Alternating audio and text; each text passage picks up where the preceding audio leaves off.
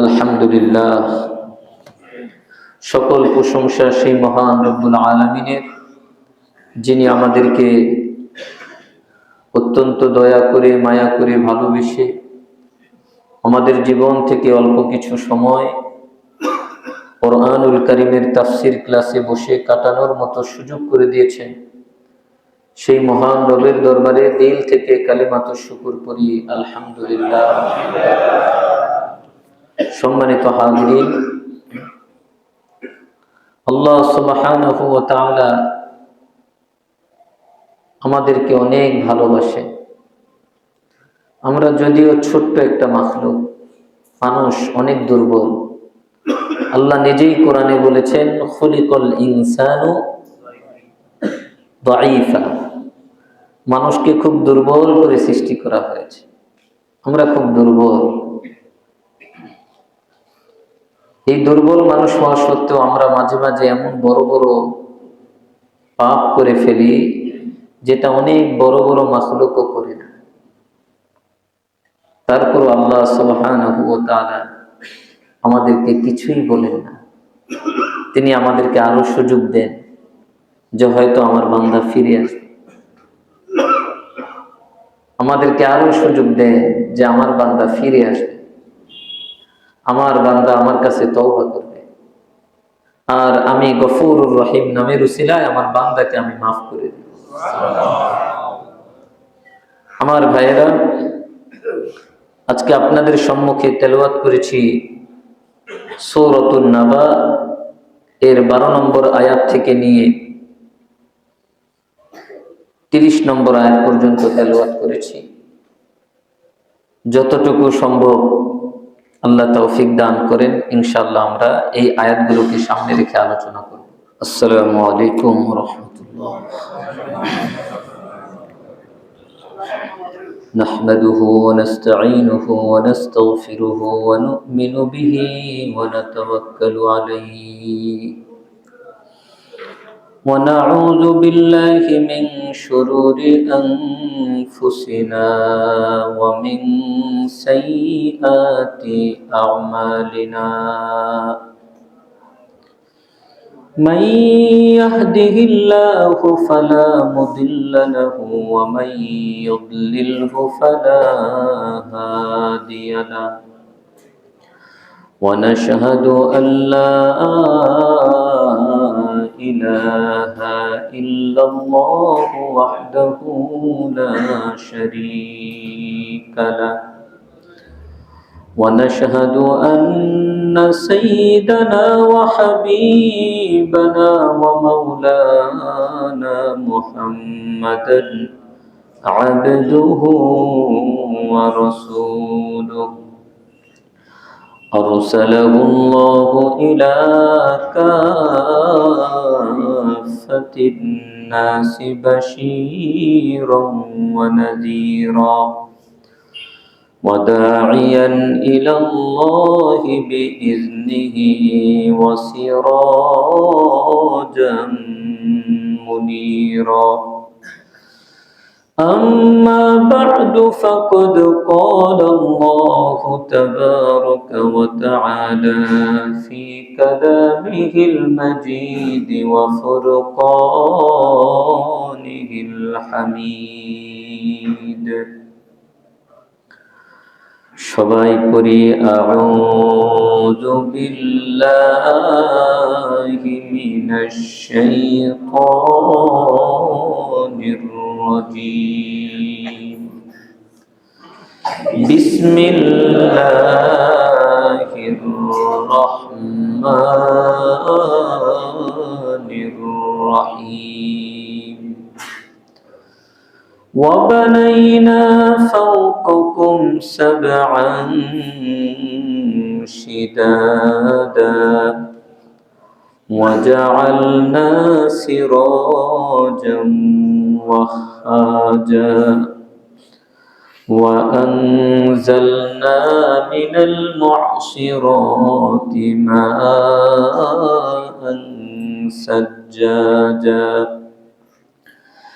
لنخرج به حبا ونباتا وجنات ألفافا إن يوم الفصل كان ميقاتا يوم ينفخ في السور فتأتون أفواجا وفتحت السماء فكانت أبوابا وسيرت الجبال فكانت سرابا إن جهنم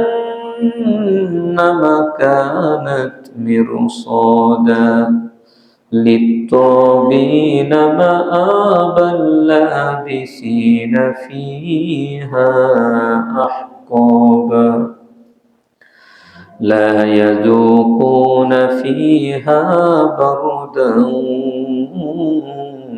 ولا شرابا إلا حميما وغساقا جزاء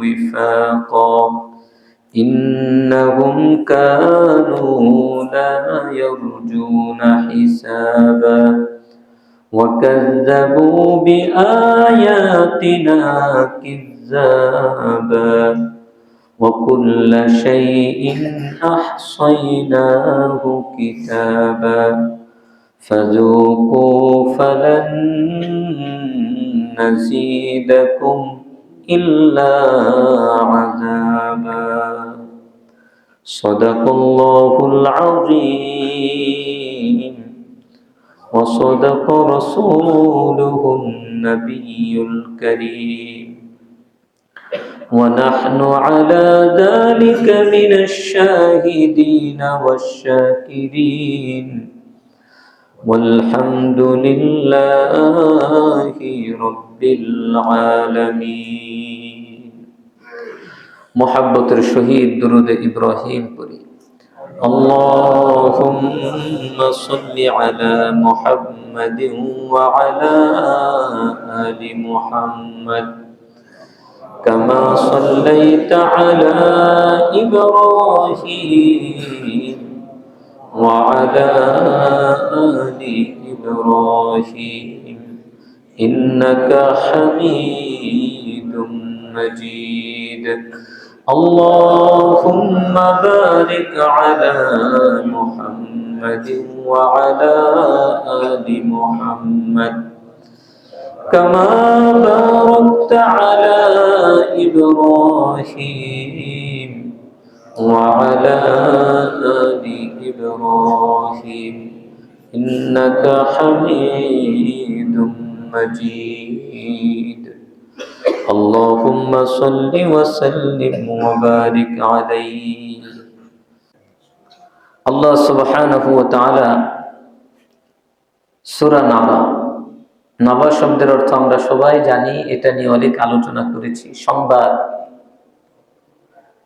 আম্মা ইয়াতাসাআলুনা আনিন নাবাইল আযীম। নাবা শব্দের অর্থ সংবাদ আর আজিম অর্থ মহান, অনেক বড় সংবাদ। সেই সংবাদটা কি? সেটা হচ্ছে কিয়ামত। কিয়ামতের ব্যাপারে আল্লাহ এই সূরাটিতে আলোচনা করেছেন। আল্লাহ সুবহানাহু ওয়া তাআলা আমরা যেন কিয়ামতকে না ভুলে যাই, সেজন্য আল্লাহ তার কিছু নিয়ামতের কথা তুলে ধরেছে, যাতে করে সেই নিয়ামতগুলোকে সামনে রেখে হলেও আমরা আখিরাতকে স্মরণে রাখি। 12 নম্বর আয়াতে আল্লাহ 7 আসমানের কথা বলেছেন। আল্লাহ বলেছেন وَبَنَيْنَا فَوْقَكُمْ سَبْعًا شِدَادًا। আমি বানিয়েছি, নির্মাণ করেছি ফাওকাকুম তোমাদের উপরে, সাবআন শিদাদা শক্তিশালী 7 আসমান। সাবআন অর্থ 7, শিদাদা অর্থ শক্তিশালী। আর আমাদের মাথার উপরে কি আছে? আকাশ। তাহলে আমি তোমাদের মাথার উপরে শক্তিশালী 7 আসমান সৃষ্টি করেছে। আমার ভাইয়েরা, এখন কথা হলো আল্লাহ সুবহানাহু ওয়া তাআলা এই 7 আসমানের কথা কেন বললেন, সাথে সাথে শক্তিশালী বলেছেন? পূর্বে কথাটা বলেছি, আমরা বড় দুর্বল। দুর্বল হওয়া সত্ত্বেও আমরা মহান রবের সাথে যেই বেয়াদবি করি, এত বড় আসমান এত শক্তিশালী হওয়া সত্ত্বেও কোনোদিন আল্লাহর সাথে এই নাফরমানি করে না। আল্লাহ স্মরণ করে দেন, বান্দা তোমার মাথার উপরে শক্তিশালী আসমান। কত বড় আসমান! আল্লাহ সুবহানাহু ওয়া তাআলা এই আসমানের নিচে কিছু গ্রহ নক্ষত্র আল্লাহ সৃষ্টি করেছেন। তার মধ্যে একটা হচ্ছে সূর্য। বিজ্ঞানীরা গবেষণা করে বের করলো এই সূর্যটা দুনিয়ার থেকে 13 লক্ষ গুণ বড়।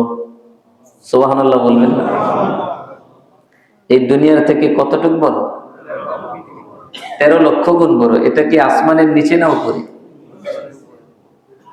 আচ্ছা, 13 লক্ষ গুণ বড় যে জিনিসটা, সেটা যদি আসমানের নিচে হয়, তাহলে আসমানটা তার থেকে ছোট? আসমান তার চেয়ে বড়। কত বড় সেই আসমান! বিজ্ঞানীরা আরো গবেষণা করলো, আমরা ছোট্ট ছোট্ট যে তারাগুলো দেখি, এই এক একটা তারার ব্যাপারে বিজ্ঞানীরা গবেষণা করছে। এই 13 লক্ষ গুণ সূর্যটাকে যদি 500 দিয়ে গুণ করা হয়, 500 দিয়ে গুণ করার পরে যত বড় হবে, এক একটা তারার আয়তন এত বড়। আল্লাহ!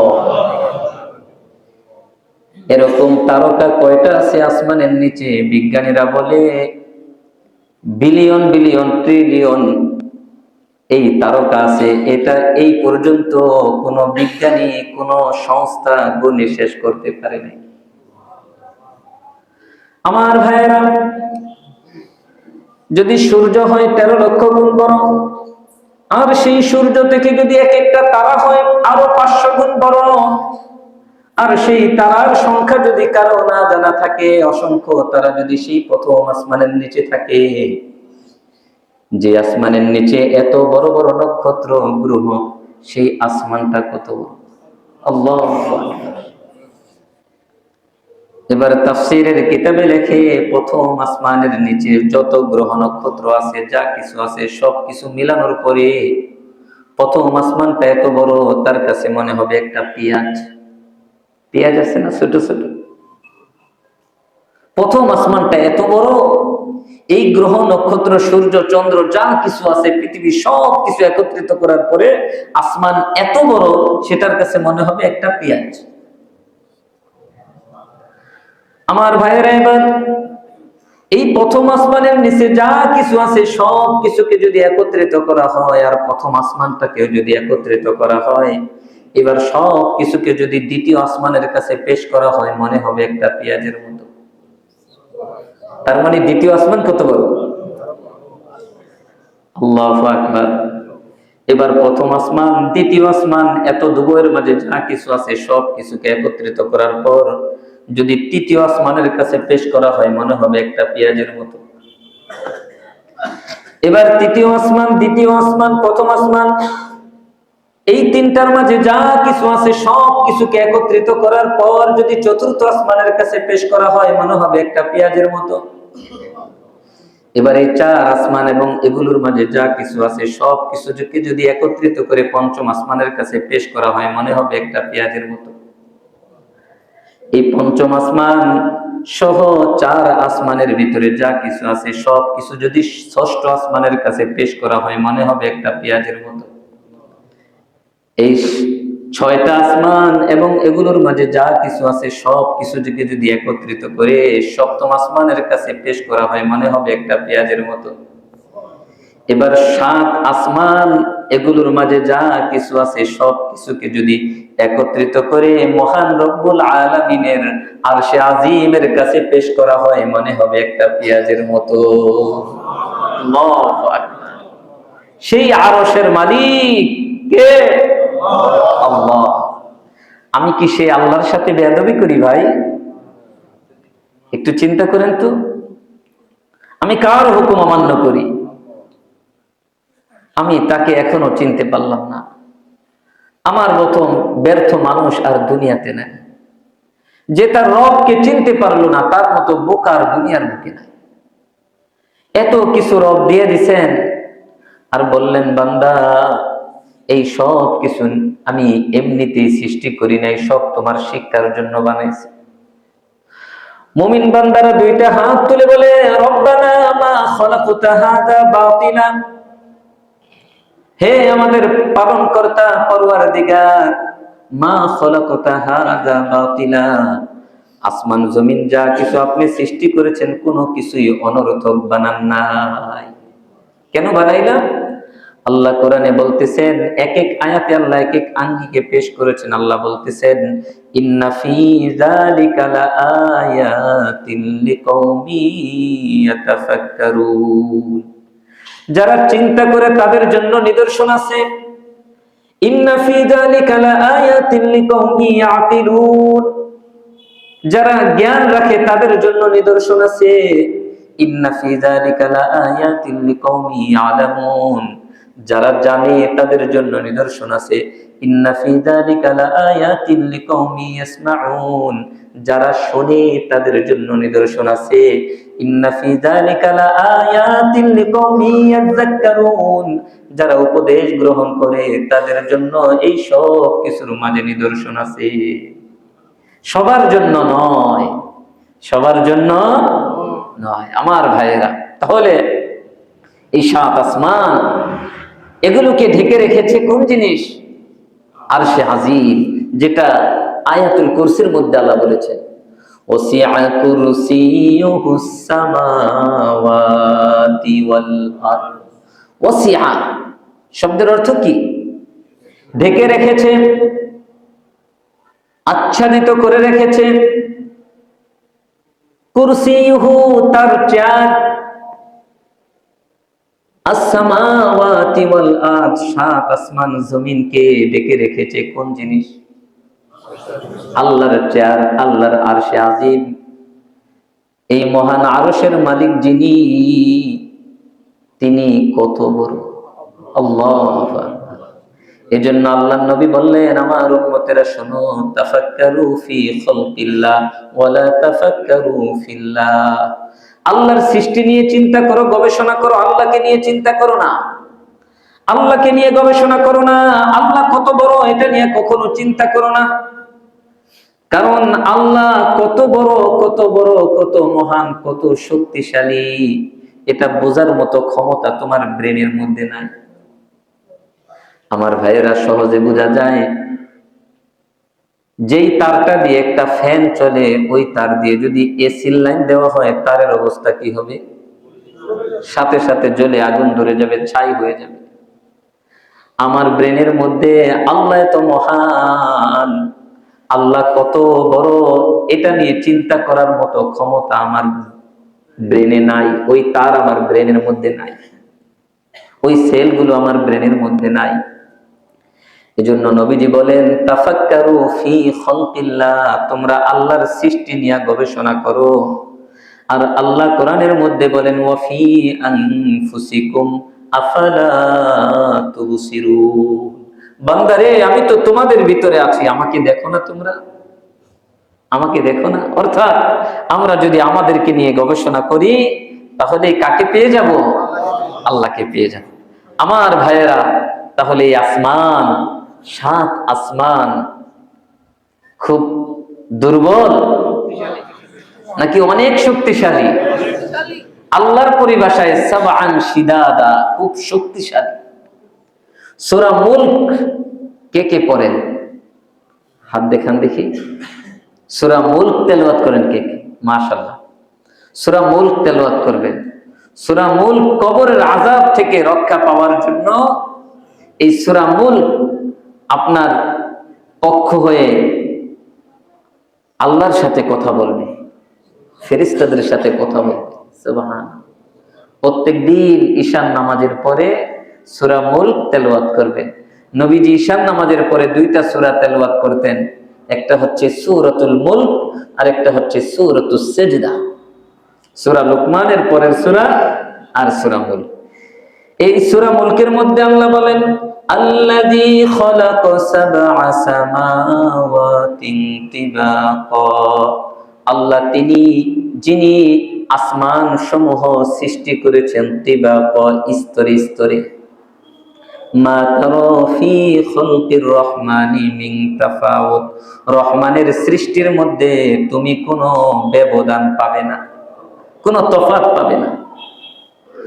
ফারজি'ল বাসার, তুমি একটু দেখো তো, হাল তারা মিন ফুতুর, কোন ফাটা পাও কিনা, কোন ছিদ্র পাও কিনা।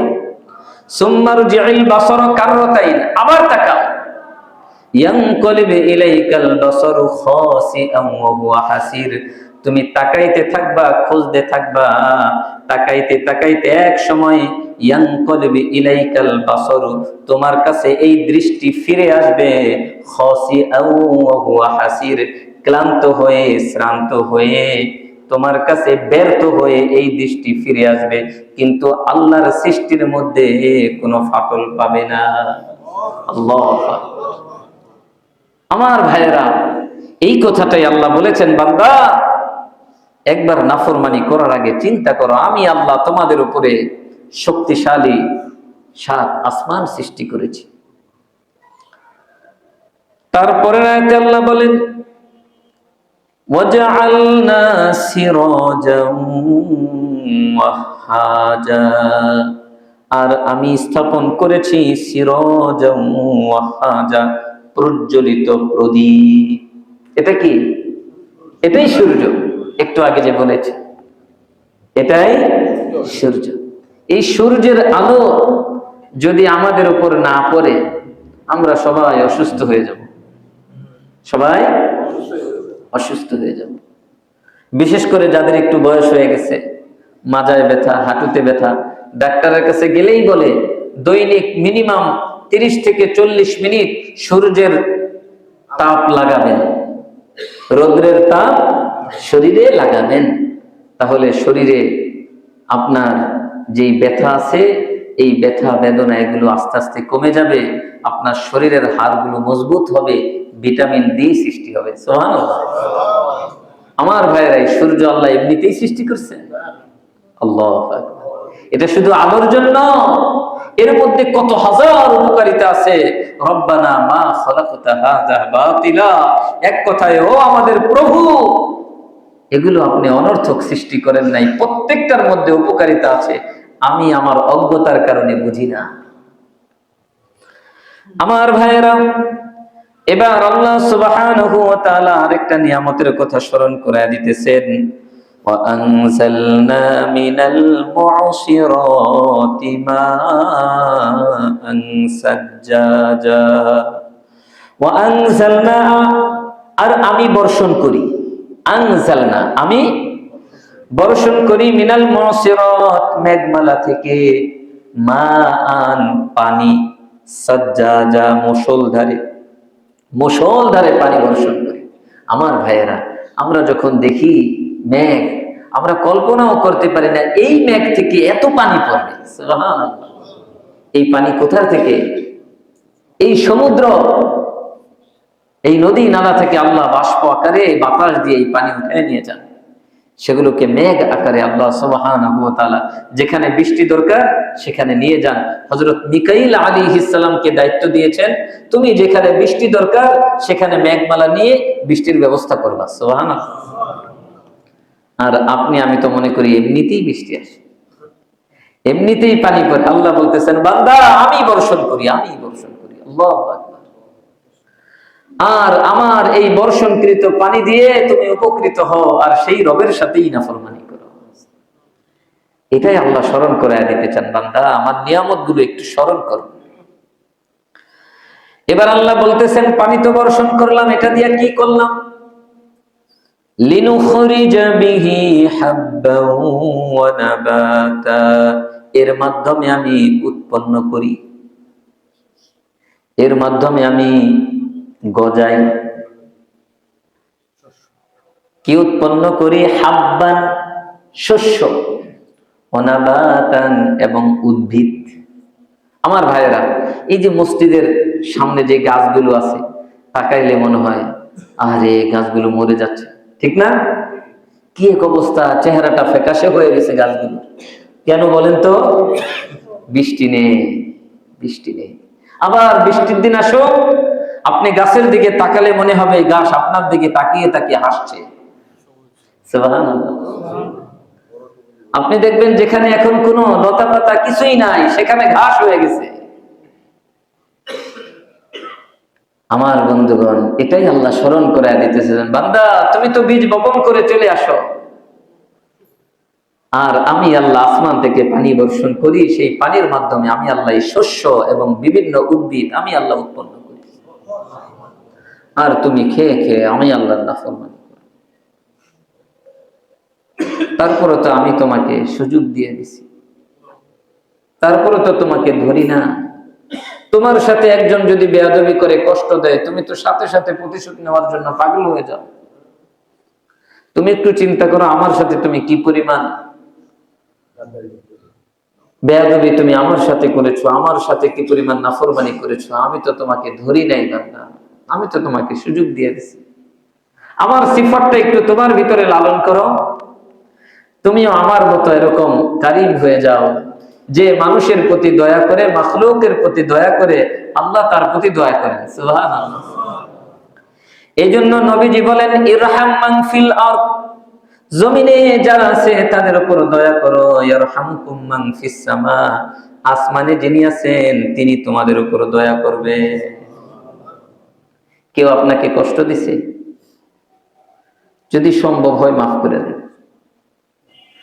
আপনি যদি মাফ করে দেন, আপনাকে মাফ করবেন কে? আল্লাহ সুবহানাহু ওয়া তাআলা। আর যদি প্রতিশোধ নিতেই মন চায়, যতটুকু কষ্ট দিছে মেপে মেপে ওই পরিমাণ নিতে হবে।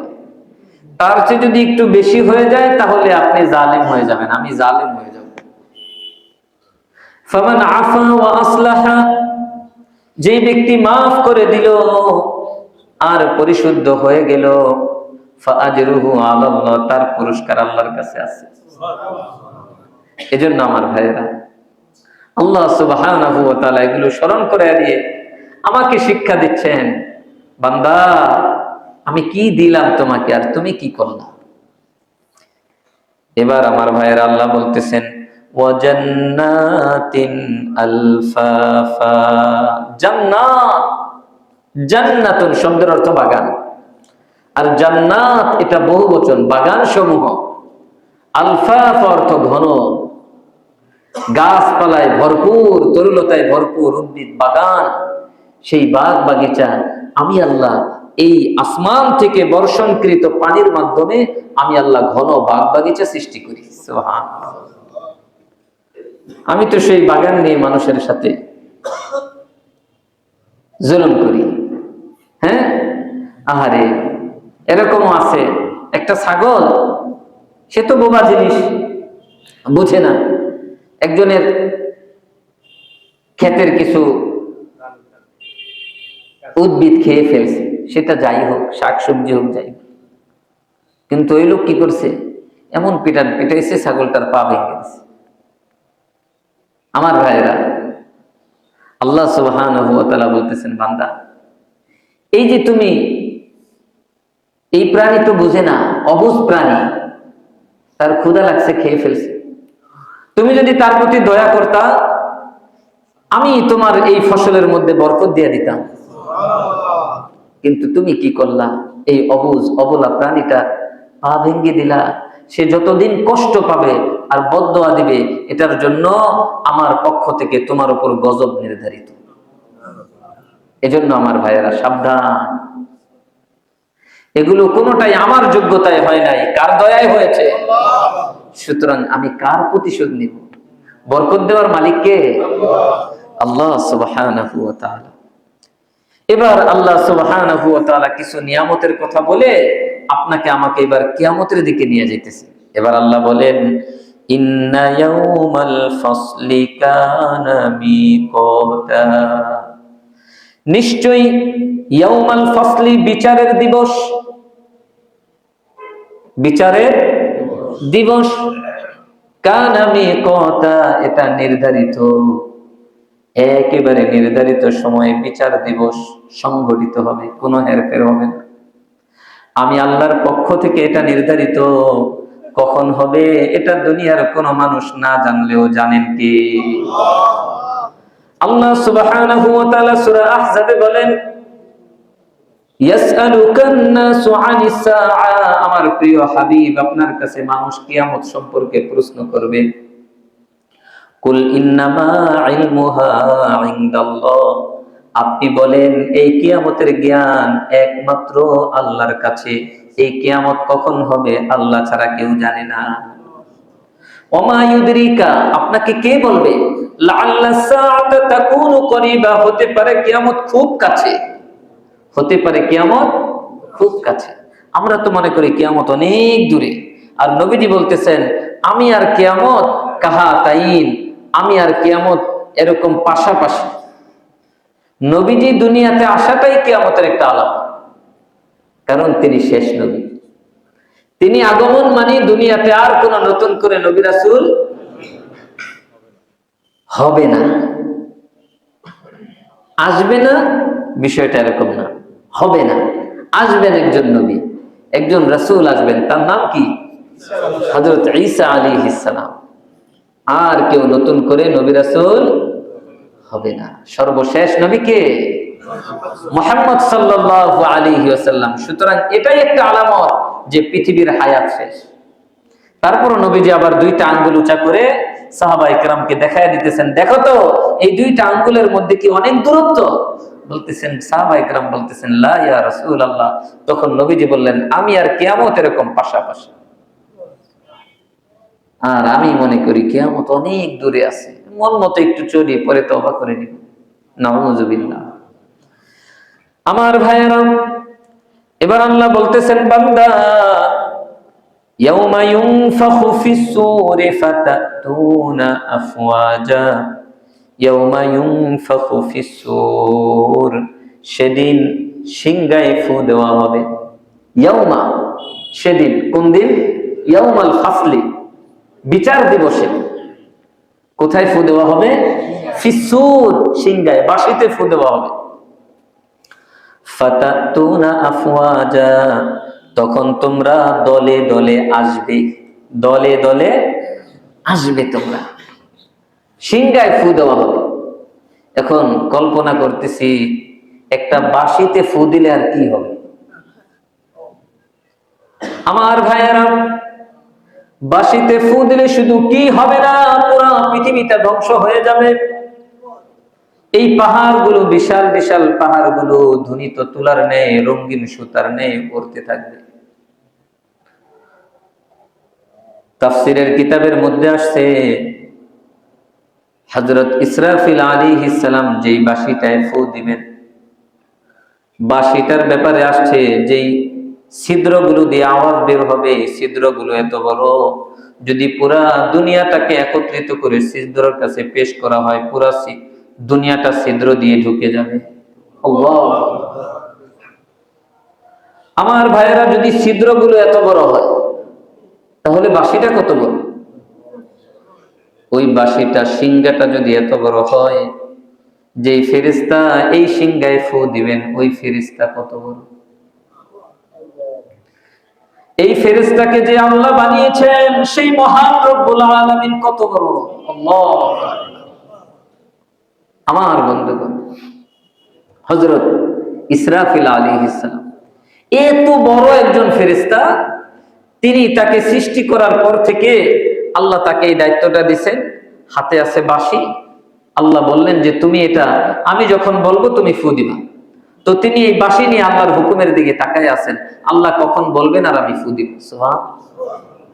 কোনদিন এরকম চিন্তা আসে নাই আর কতদিন দাঁড়ায় থাকবে।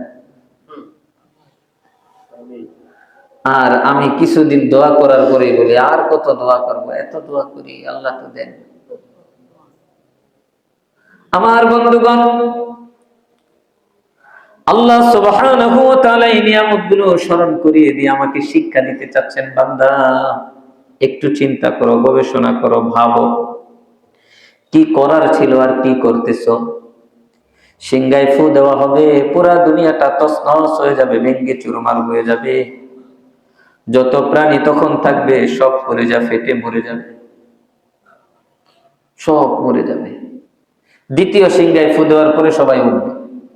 এবার উঠে সবাই ফাতাতুনা আফওয়াজা, দলে দলে আসতে থাকবে, দলে দলে আসতে থাকবে। তাফসীরের কিতাবের মধ্যে আসছে, এই দলে দলে আসতে থাকবে এই মানুষগুলোর মধ্যে কোনো মানুষের চেহারা হবে শুয়োরের মতো, কোন মানুষের চেহারা হবে কুকুরের মতো, কোন মানুষের চেহারা হবে সাপের মতো। আল্লাহ সুবহানাহু ওয়া তাআলা যেটা সূরা আর-রহমানের মধ্যে বলেছেন, ইউরাফুল মুজরিমুনা বিসীমাহুম,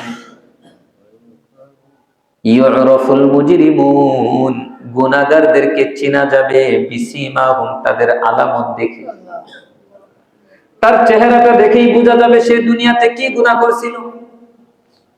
সে কি সুদ খেয়েছে, সে কি ঘুষ খেয়েছে, সে কি মিথ্যা বলে বেড়াতো, সে কি চুগলখুরি করে বেড়াতো, গীবত করে বেড়াতো, মানুষের উপর জুলুম করত, সে কি বেনামাজি ছিল, সে কি বেরোজাদার ছিল, সে কি যাকাত ফরজ হওয়ার পরেও যাকাত দেয় নাই, সে কি হজ ফরজ হওয়ার পরেও হজ করে নাই। কোন অপরাধে অপরাধী চেহারার মধ্যে ভেসে উঠবে। ইউরাফুল মুজরিমুন বিসীমাহুম, গুনাহগারদেরকে চেনা যাবে তার চেহারা দেখে। আমার ভাইরা, গুনাহ করার আগে একটা বার ভাবি, এই গুনার ছাপ তো আমার চেহারায় আসবে, আমাকে তো সবাই দেখে বুঝবে এই মানুষটা এই গুনাহ করতেছে। আল্লাহ বলতেছেন ফাতাতুনা আফওয়াজা, দলে দলে আসবে। এর একটা তাফসীর হচ্ছে, দলে দলে আসার অর্থ হচ্ছে প্রত্যেকটা মানুষের চেহারার মধ্যে ভাসবে একটা দল আসবে, তাদের চেহারা হবে পূর্ণিমার চাঁদের মতো। এরাই হচ্ছে আল্লাহর নেককার মুকাররাবিন, আল্লাহর নেককার প্রিয় বান্দা বান্দীগণ। আজকে আপনার নেক কাজের বদলা মানুষ দিবে না, আপনি ভালো কাজ করবেন, মানুষ আপনাকে নিয়ে উপহাস করবে, কোনো অসুবিধা নাই। আপনি তো সেই দিনের সফলতার জন্য আপনি ভালো কাজ করেন, আপনি তো মানুষের প্রশংসা করানোর জন্য করেন না। আপনি কাকে সন্তুষ্ট করার জন্য ভালো কাজ করেন? আমি কাকে সন্তুষ্ট করার জন্য ভালো কাজ করি? একমাত্র মহান রব্বুল আলামিনকে। কারো বাহবা পাওয়ার দরকার নেই ভাই। কে কি বললো সেদিকে তাকানোর দরকার নাই, শুধু চিন্তা করা লাগবে আমার রব তো এই কাজটার অনুমোদন দিয়েছেন, আমার রব কি এটা পছন্দ করেন? আমার রব পছন্দ করেন, আমি করব। আমার নবীর আদর্শ এটা আমি আঁকড়ে ধরবো, আমি ছাড়বো না। এবার কে কি বললো সেটা শোনার, সেটা দেখার সময় আমার নাই। আমার ভাইয়েরা, আল্লাহ সুবহানাহু ওয়া তাআলা বলতেছেন, বান্দা ওয়াফুতিহাতিস সামাউ, আসমানকে উন্মুক্ত করে দেওয়া হবে, এই সাত আসমান উন্মুক্ত করে দেওয়া হবে, খুলে দেওয়া হবে। ফাকানাত আবওয়াবা, ফলে এই আসমান অনেক গেট বিশিষ্ট হয়ে যাবে। ওয়াসুইরাতিল জিবাল, পাহাড়গুলোকে চলমান করে দেওয়া হবে। ফাকানাত সারবা, ফলে এগুলো মরীচিকার ন্যায় হয়ে যাবে। সারবা, মরীচিকা। আমার ভাইয়েরা, সূরা নূরের ৩৯ নম্বর আয়াত আপনাদের মনে আছে কিনা? আল্লাহ সুবহানাহু ওয়া তাআলা বলেন, ওয়াল্লাযীনা কাফারু আ'মালুহুম কাসারাবিন, এই সারফ শব্দটা সেখানে আছে। যাদের ঈমান নাই তাদের আমলগুলো হচ্ছে কাসারাবিন বিকিআতিন, মরুভূমির মরীচিকার ন্যায়। ইয়াহসাবুহু যামআনু মাআ, মানুষ একজন পিপাসিত ব্যক্তি, তৃষ্ণার্ত ব্যক্তি পানি মনে করে। হাত্তা ইজা জাআহু, যখন দৌড়ে যায়, লাম ইয়াজিদহু শাইআ, গিয়ে দেখে পানির নামগন্ধ নাই। ঈমান নাই যাদের, তাদের আমলেরও কোনো দাম নাই। আল্লাহ সুবহানাহু ওয়া তাআলা বলতেছেন, এই পাহাড়গুলোকে এত টুকরা টুকরা করে ফেলা হবে, এগুলো মরীচিকার নেই হয়ে যাবে। আর সূরা কারিয়ার মধ্যে বলেন ওয়াতাকুনুল জিবালু কালইহনিল মানফুশ, আর পাহাড়গুলো হয়ে যাবে রঙিন সুতার ন্যায়, ধ্বনিত তুলার ন্যায়। ল্যাপটপ যারা বানায় দেখবেন একটা লাঠি থাকে, যখন তারা বানায় তখন ওই তুলাগুলোকে খুব জোরে জোরে পিটাইতে থাকে সমান করার জন্য আর কি। তখন খুব সরু পাতলা যেগুলো সেগুলো বাতাসে উড়তে থাকে। আল্লাহ সুবহানাহু ওয়া তাআলা বলেন এরকম পাহাড়গুলো উড়তে থাকবে বান্দা, সিংহার আওয়াজ, সেই বাঁশির আওয়াজ এত কঠোর হবে। আল্লাহু আকবার। আমার ভাইয়েরা, এবার আল্লাহ সুবহানাহু ওয়া তাআলা কিয়ামতের কথাও বললেন। এখন একটু আল্লাহ আসল জিনিসের কথা বলতেছে। এবার আল্লাহ বলতেছেন ইন্না জাহান্নামা কানাত মিরসাদা। বান্দা এতক্ষণ যা বলেছিলাম শিক্ষা গ্রহণের জন্য, এখন শোনো এগুলো কেন বলেছিলাম। ইন্না জাহান্নামা, নিশ্চয়ই জাহান্নাম, কানাত মিরসাদা, ওত পেতে আছে। জাহান্নাম ওত পেতে আছে, জাহান্নাম প্রতীক্ষায় আছে, অপেক্ষা করছে। নাফরমান আসবে আর তাকে ধরবে। নাউযুবিল্লাহ। আমার ভাইয়েরা, এই জাহান্নাম থেকে কি বাঁচতে মন চায় না? আচ্ছা বলেন তো, যে জাহান্নাম থেকে বাঁচতে চায় প্রকৃত পক্ষে সে কি জাহান্নামে যাওয়ার কাজ করতে পারে? আচ্ছা, আপনি জানেন যে আপনার ঘরের কোণার মধ্যে একটা বিষাক্ত সাপ আছে, সেখানে গেলেই আপনাকে দংশন করবে।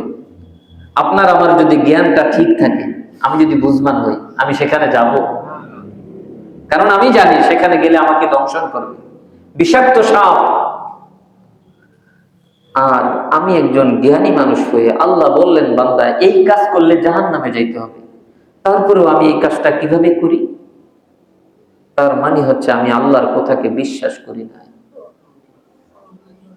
আমি আল্লাহর কথাকে বিশ্বাস করি না। আল্লাহ বলতেছেন বান্দা তুমি বিশ্বাস করো আর না করো, ইন্না জাহান্নামা কানাত মিরসাদা, নিশ্চয়ই জাহান্নাম ওত পেতে আছে, প্রতীক্ষায় আছে, অপেক্ষা করছে। কাকে ধরবে? লিত্তাগীন। এরপরের আয়াতে আল্লাহ বললেন লিত্তাগীন, যারা সীমা লঙ্ঘনকারী, যারা অপরাধী, যারা আল্লাহর হুকুমকে সীমা লঙ্ঘন করে আল্লাহর হুকুম মানে না, এই লিত্তাগীন, তাগীনদের জন্য জাহান্নাম ওত পেতে আছে। মাআবা, এই তাগীনদের ঠিকানা হলো জাহান্নাম। নাউযুবিল্লাহ। মাআবা অর্থ কি ভাই? ঠিকানা। ঠিকানা বলে না হুজুর আপনার ঠিকানা কোথায়? আপনারা অনেক সময় এসে জিজ্ঞেস করেন না হুজুর আপনার বাড়ি কোথায়? ঠিকানা জিজ্ঞেস করেন না? এই সীমা লঙ্ঘনকারীদের ঠিকানা হচ্ছে জাহান্নাম। এটা আল্লাহ বলছেন, মহান রব্বুল আলামিনের কথা। আমার ভাইরা, সীমা লঙ্ঘন করার আগে একটিবার চিন্তা করি, আমি কি আমার ঠিকানাটা জাহান্নামে বুকিং করতেছি? আমি কি জাহান্নামের শাস্তি সহ্য করতে পারবো? আমার এই গুনাহের ভাগ কি আমার সন্তান নিবে, আমার স্ত্রী নিবে, আমার বন্ধু বান্ধব নিবে? আমি কাকে খুশি করার জন্য কি করতেছি? আল্লাহ সুবহানাহু ওয়া তাআলা চোখে আঙ্গুল দিয়া দেখায় দিতে চাচ্ছেন বান্দা আর অন্ধ থেকো না, চোখগুলো খোলো, আর উন্মাদের মতো ঘুরো না, একটু স্বাভাবিক হও, জ্ঞানটাকে কাজে লাগাও। আর বেহুশ হয়ে থেকো না, একটু হুশা, একটু চিন্তা করো, তুমি তোমার কেউ নেই, তুমি তোমার কেউ নাই, তোমার কবরে কেউ যাবে না। লা তাজিরু ওয়াজিরাতু উযরা উখরা, সূরা ফাতির, সূরা ইয়াসিনের আগের সূরা। আল্লাহ বলছেন কোন বোঝা বহনকারী আরেকজনের বোঝা বহন করবে না, অর্থাৎ কারো গুনার ভার কেউ নেবে না। লিত্তাগীনা মাআবা। এখন জিজ্ঞাসা করলাম আল্লাহ এই জাহান্নামের মধ্যে সীমা লঙ্ঘনকারী কয়দিন থাকবে? আল্লাহ বলতেছেন লাবিসিনা ফিহা আহকাবা, লাবিসিন তার অবস্থান করবে, ফিহা সেই জাহান্নামে, আহকাবা অনেক হুকবা, অনেক হুকবা, হুকবা এর বহুবচন আহকাবা। হুকবা কি জিনিস? হযরত আলী রাদিয়াল্লাহু তাআলা আনহু এর তাফসীর করেছেন, এক হুকবা হলো 80 বছর। কয় বছর? 80 বছরকে এক হুকবা বলে। আরবিতে বচন তিনটা, এক বচন, দ্বিবচন, বহুবচন। বহুবচন যেটা সেটা 3 থেকে শুরু হয়। তাহলে আহকাবা যেহেতু বহুবচন, আমরা 3 নেই, তাহলে এক হুকবা কত বছর? 80 বছর। আমার ভাইয়েরা, এক বছরে কয় মাস? এক মাসে কয় দিন? 30 দিন। আখিরাতের দিন আর দুনিয়ার দিন কি সমান? আখিরাতের দিনের হিসাব হচ্ছে, সর্বনিম্ন হচ্ছে দুনিয়ার দিনের 1000 বছর সমান। একদিন সমান সমান 1000 বছর। আল্লাহ সুবহানাহু ওয়া তাআলা সূরা হাজের মধ্যে বলতেছেন, وَيَسْتَعْجِلُونَكَ بِالْعَذَابِ وَلَن يُخْلِفَ اللَّهُ وَعْدَهُ وَإِنَّ يَوْمًا عِندَ رَبِّكَ كَأَلْفِ سَنَةٍ مِّمَّا تَعُدُّونَ। নিশ্চয়ই একদিন সমান সমান তোমরা যে গণনা করো তার 1000 বছর। তার মানে আখিরাতে একদিন দুনিয়ার 1000 বছর। আর সূরা মাআরিজের মধ্যে বলেছেন 50,000 বছর। সেটা বাদ দিয়ে আমরা 1000 বছর ধরলাম। একদিন সমান সমান 1000 বছর। তাহলে এক মাস কয় দিন? 30 দিন। 30 দিনে কত বছর? 30,000 বছর। এক বছরে কয় দিন? 360 ধরেন, 360 দিন। তাহলে 3,60,000 বছর। এবার এটাকে 80 দিয়ে গুণ দেন, 80 বছর। এক হুকবা সমান সমান 80 বছর। কত হয়? 2,88,000 বছর। 2,88,000 বছর। এক হুকবা সমান সমান 2,88,000 বছর। ভাই, একটা কবিরা গুনার জন্য কমপক্ষে 2,88,000 বছর জাহান্নামে জ্বলতে হবে। একটা সীমা লঙ্ঘনের জন্য, একটা মিথ্যা কথার জন্য, একটা গীবতের জন্য, একটা চগলখুরির জন্য, একটা জুলুমের জন্য কমপক্ষে 2,88,000 বছর জাহান্নামে জ্বলতে হবে। লিত্তাগিনা মাআবা লাবিসিনা ফিহা আহকাবা। তারা কতদিন অবস্থান করবে? অনেক হুকবা।